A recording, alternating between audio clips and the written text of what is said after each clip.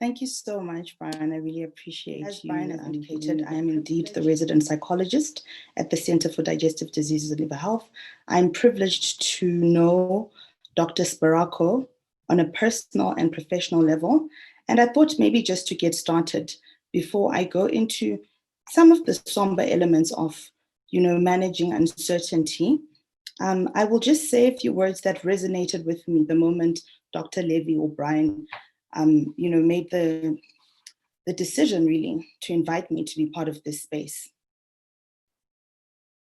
I just found myself finding these words, so I'm going to read them out. They're not part of the slides.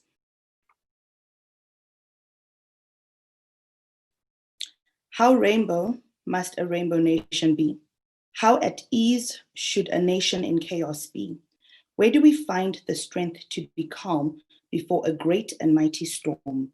Where does a giant like Dr. Munshi go and lay his head? So right now, my question is to the Rainbow Nation of South Africa. Are we able to hold what is known in the Islamic community as mashwara, very akin to the practice of Ubuntu, where people collectively come together to engage and say, as a community, we're going to try to solve a problem that is beyond the capabilities of one person to solve. We are going to try to see whether there are tensions amongst us that we're going to weed out in order to look at what brings us together. So this really originates from the notion of contemplation, the idea that any decision requires temperance. And I'm wondering if, with this great work that Medtalkz is doing, the generation and dispatching of information, we'll be able to actually address post-traumatic stress, compassion, fatigue, burnout amongst healthcare practitioners. So not just amongst people, but amongst people that are working as healthcare workers. I remember having a conversation very briefly during lockdown on ENCA with Sarah Burdett, and I spoke about how we are currently experiencing multiplicity. Multiplicity is different from this idea that people talk about where they say, oh, you need to find balance, work-life balance.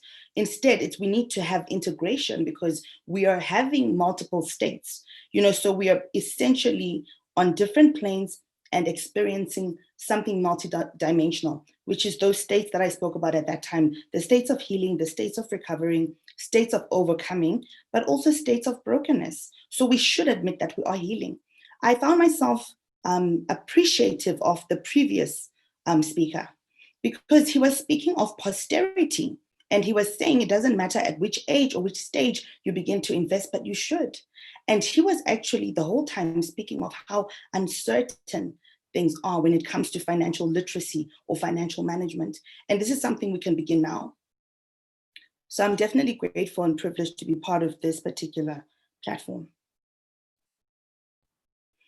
So let's see if what I have put together is going to be able to address the chaos that I'm talking about in order for us to move forward. But I also want to take a moment, and this is just the healer in me who actually acknowledges Dr. Munshi as a soul, to say more words. I believe in my understanding of Eastern philosophy and some African philosophy that Dr. Munshi has ascended. He has gone to a place that has caused us to begin to ask certain pertinent questions. And so when someone has ascended, they become sacred. And in certain cultures, when a name has become sacred, that name may not be mentioned. And it seems very controversial to actually say that. Controversial. Why won't we mention his name? Because there's a lot of unrest at the moment, and we've seen it in the news. We've seen it, we've heard constant discussions. We've sat down, we've had dinners and talks. But, I studied a little bit of linguistics when I was doing psychology, and I found myself saying Dr. Munshi or Manchi. And for some reason, that name resonates with the Bantu language of Shona that says Munu. It is too linguistically close to the idea of a person. Munu means a person. So he is a representation of a person. And right now I'm speaking as a healer. So I can say, yes, we are going to receive our CPD points. Yes, I am going to get an honorarium for the time that I'm spending here, but I'm a person and he's a person, and he's a person who has ascended. Now you see this slide here is asking the question of meaning. His life has served a purpose. It has caused us to question certain things. It has caused us to feel certain things. And I am actually going to talk about that. I personally am non-religious, but there's somehow an omen in this particular moment in history for me, in that he was assassinated. His life was taken from him. He was not given the option to choose. It was unexpected. And to be able to actually speak about this more freely, I want to once again relay my gratitude to Dr. Brian Levy, who I look forward to working with in greater detail, in other conversations we've had, and also to the lead consultant of the center, Dr. Anis Barako, who remains brilliant and someone I really admire and respect. So those of you who may not have background as to who Dr. Munshi was, he unfortunately found himself in a situation where he was at fault seemingly at fault for the death of Sayan Sayed, a 10-year-old, following a routine procedure in a hospital. So the fact that this procedure was routine means he was doing his work. He was doing his work. So this was another day of work for him, but it culminated in a series of events that we have not been able to undo. And here's another quote here. And the word that struck me was the idea of practicing defensive medicine. So defensive medicine means the HPCA will protect the public. But now the medical specialist says, I must protect myself. But I want you to come back to this word that I mentioned earlier, the word munu. We are people first. We are people first, and we are able to collectively come together. I would want us at the end of this particular session to self-assess enough for us to not be driven by the anxieties of the time, because uncertainty is something we've known since COVID-19. And as we all know that before the pandemic, we already knew uncertainty in different forms. So now it's almost like an inside out perspective. I know what we're doing right now, maybe retreating into ourselves and, and starting to sort of feel like, why should I try then if this is what happens? There's a lot of fear and uncertainty. There's anxiety. And there is outrage as well, because this is a fellow healthcare worker, a frontline worker, who's working routinely to do what he's supposed to do. So what am I going to present to you this evening? I'm going to give you information that is relating to compassion fatigue, anxiety, post-traumatic stress, just some aspects and symptoms for you to self-assess and to recognize whether you may need to seek professional support to cope better. Now, this professional support does not have to be with a therapist like myself. It does not have to be with a psychiatrist, for example. But how about we start even with a life coach or a counselor? How about we start with a community, group sessions, platforms such as this? So defensive healthcare practice is proactive, but then if it's coming from a place of fear, then indeed that prophecy, the idea that doctors are going to start to say, why should we bother? If we are putting ourselves at risk, then why should we continue? Is it worth it to have this noble profession called doctor? When we take this oath to do everything we can, then in the end, we're blamed for being who we actually are. Now, this is the final quotation I'll give according to the news that I've read. And I want to really submit to you that, as you know, any sort of news that you hear is a report. So I want to disclaim myself at this particular point. Here's my disclaimer. I do not know Dr. Munshi personally. I was not privileged to meet him, to understand. I do not know the family of the deceased who are heartbroken and grieving. I do not know the context in which the assassination took place. But what I can see in this quotation is that there were death threats that were there, but they were not taken seriously. That's the word that is repeated there. It was mentioned last week, but even he did not take it seriously. But it is almost like he was doing what he was supposed to do. So if you're in the course of doing what you're supposed to do, you'll say, hey, look, I'm willing to put myself on the line to do what I'm supposed to do. But I now want to say in this particular moment, as this session eventually comes to a close, self-assess and take seriously that which you need to do in terms of your personal pilgrimage as a health professional. So let's talk a little bit about compassion fatigue. I have spoken extensively about compassion fatigue because the practice, as you know, is known as U+ Wellness, which involves a lot of contemplation, a lot of promotion of self-compassion, of being present with yourself. But compassion fatigue happens when you hear reports, and these reports actually start to cause you to suffer. So you actually now have secondary or vicarious trauma. And at times, compassion fatigue can be masked and you're not able to actually see it. However, the symptoms do manifest across the board, psychologically, behaviorally, and physiologically. So so I would call it the stress spectrum, simply because compassion fatigue involves you feeling like I have a loss of control, and it makes you start to change your worldview. Maybe it makes you start to change how you experience people. Maybe it changes how you trust people, and it also causes relational disturbance. And it can progress into vicarious or compounded trauma that will now be evident at a later stage. So that's where I say it becomes burnout, because burnout is delayed onset. So to the health workers that are listening to me right now, are you taking time to check if you're okay? Or are you so busy on that wheel of giving and giving and giving and giving and giving because that is all you know to do? Compassion fatigue can be easily managed. It requires screening. Hence, I said, even if you are not, for example, going to a psychiatrist or a clinical psychologist or educational psychologist or counseling psychologist or whichever psychologist, or even social workers or therapists, if you're not going to a therapist, even a counselor, just to say, am I okay? From a professional perspective. And I know from experience, as a professional, it is very difficult to change that role and to take on the patient seat. But we need to think, how have we been triggered currently? What are you experiencing because of the case of Dr. Munshi? What is within you? Is it anger? And if it's anger, we talk of emotional constellations. As psychologists, we know that if someone presents with anger, maybe beneath that is hurt.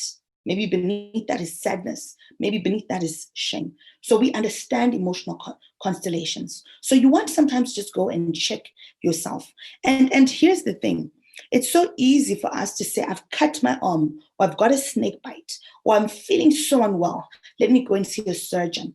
But what happens when you've got hurt in the soul?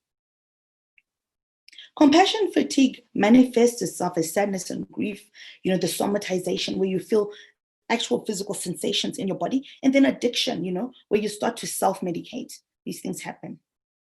Then burnout, you start to withdraw, you start to be very frustrated, you start to react as opposed to respond, and then you start to avoid some things. Then let's not forget the fatigue that comes with that as well. So my question to you is, I know that we're all trying to problem solve. Even this particular platform is an opportunity for us to collectively problem solve. But my question is, are we doing it in an effective way? And if we're not, how can we do it effectively? I do not know you personally, but I know you're listening to me right now. And to those of you who are delegates of the platform, the Zoom platform, I've noticed there are about over 45 people. I want to just say, please take note of some of the coping mechanisms that you may be using that may be unhelpful. This applies regardless of your role. It's so easy to focus just on the doctor, but Dr. Levy actually said it's the multidisciplinary team that matters. So what happens? Are you able to go home and de-roll, not be a doctor anymore? Are you able to set the boundaries? Are you able to delegate? Are you able to open up about what you're feeling and say no when you have to say no?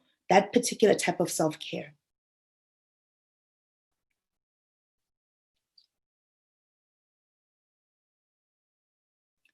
So you may be asking me the question, okay, Audrey, but how do I know I have compassion fatigue? What's the starting point?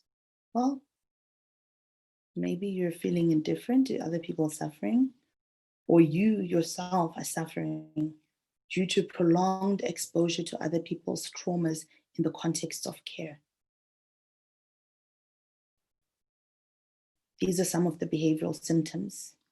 Now, I didn't want to write too much because it's a lot. And in the end, you may find yourself saying, oh my goodness, maybe I do have compassion fatigue. I'm pausing right now to say, let's self-care. Let's not have the irritability, the venting. Let's not have whatever it is where you find it's spilling into your relationships. Let's also not even have the imposter syndrome that says, I'm not supposed to be here. I'm not good enough.